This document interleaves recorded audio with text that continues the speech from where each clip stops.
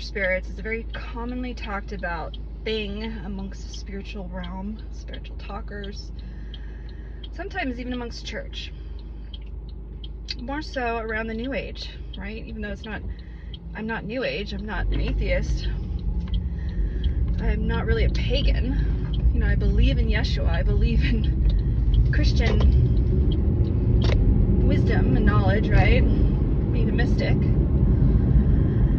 But familiar spirits is kind of across the board. Like, we all are aware of them. And in this video, I'm going to kind of talk about my experience with them and how I see it biblically, translated, etc., and then in real life play.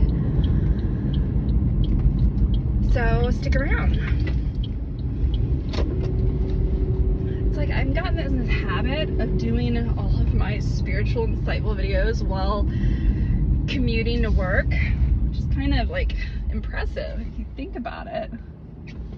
Like, wow, give me a raise. I'm multitasking. Okay, so spiritual familiars, aka demons, right? Demons, definitely demons. And I say that because I know that from experience. When my father died, he had an addiction of alcoholism. He died from alcoholism. He was definitely an alcoholic. And it was something that is a family curse, Something that kind of just plagued our family from previous generations and onward. And my daughter drives my car, so I put on like the highest security features possible, so it'll control the car if she does something stupid. Okay, so when my dad died, biological, we weren't really close. He kind of left us when we were kids, so it was really off and on throughout our life, especially our adult life. He always dealt with alcoholism, and like first thing in the morning, or he would have a seizure, like he had to drink, it was that bad. But it was always a plague, right? That shadow that followed every interaction with this person. And eventually, when you have kids, when you have family, when you whatever, you want to safeguard your space. And doing that, we had to part ways at certain periods of our lives. When he passed away, I was able to be there by his side for a little bit, kind of talk some stuff through, find healing, closure. After he died, his spirit lingered. Like, he did not want to leave. He was so attached to me. I felt that. And I'm not one that really focuses on spirits as much as others. Like, I think the majority just move on where they need to go, where their journey with the divine takes them. But every once in a while, you get ones that don't want to leave, right? Or that are kind of tied up with something that's also involved and affecting them and affecting their journey.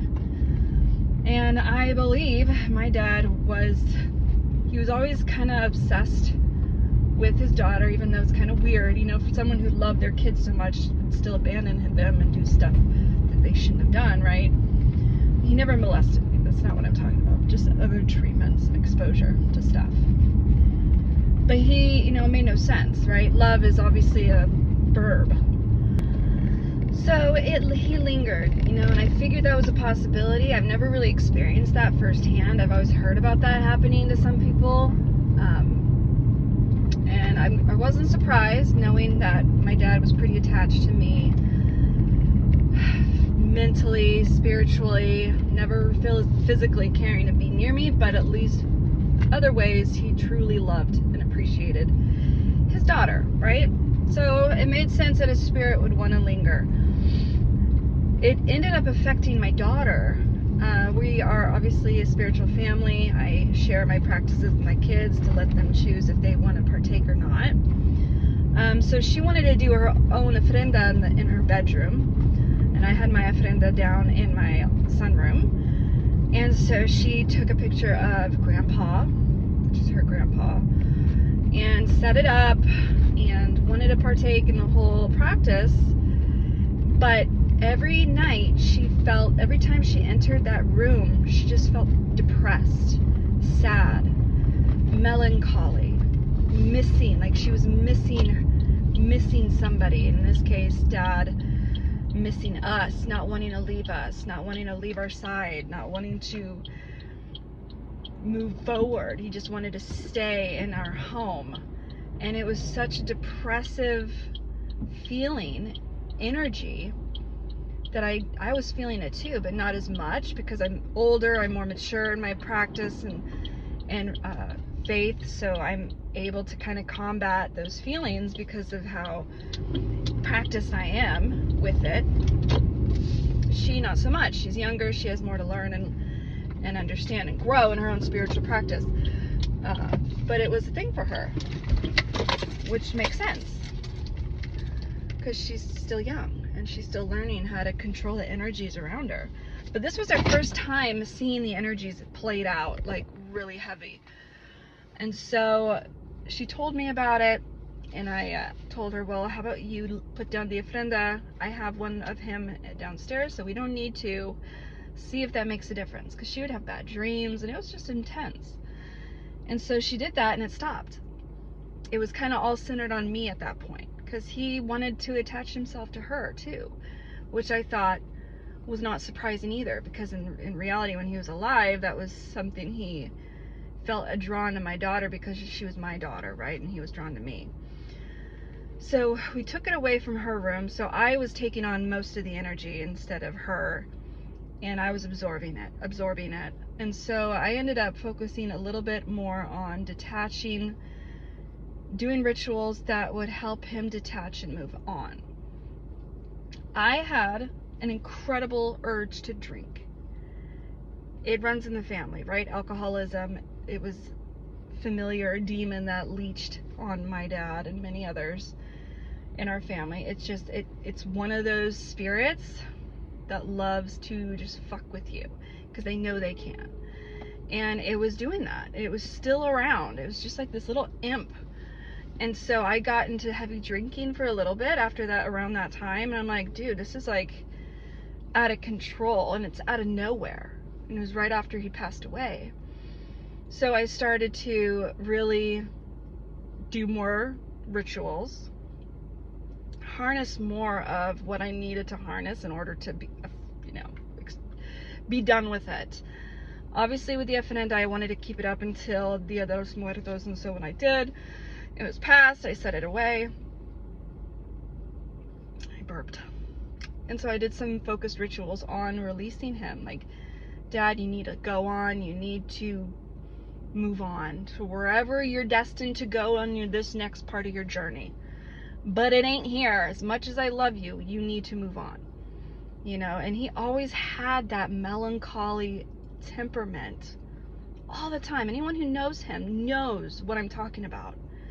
So we were feeling that so heavily when he passed away, until I did one of the rituals to bring him forward. And I'll share that ritual in one of my live videos later on. If you're interested, comment below and I'll definitely do it sooner rather than later. Just let me know if that's something you would want to see in action. But that's what I had to do, and that's the only thing that worked. My incredible need to drink was really hard though. I had to fight that so much and get that familiar spirit out of my fucking house, trying to get me to drink. It was insane and intense. I was trying to think of those two words at the same time. And it was doable. Definitely strong-willed. It was hard. It took determination. It took a lot of rituals, centering, a lot of focus. But I was able to overcome that, thankfully. And yeah, it was a process. But it was interesting how strong it was, how heavy it was in the house, around me.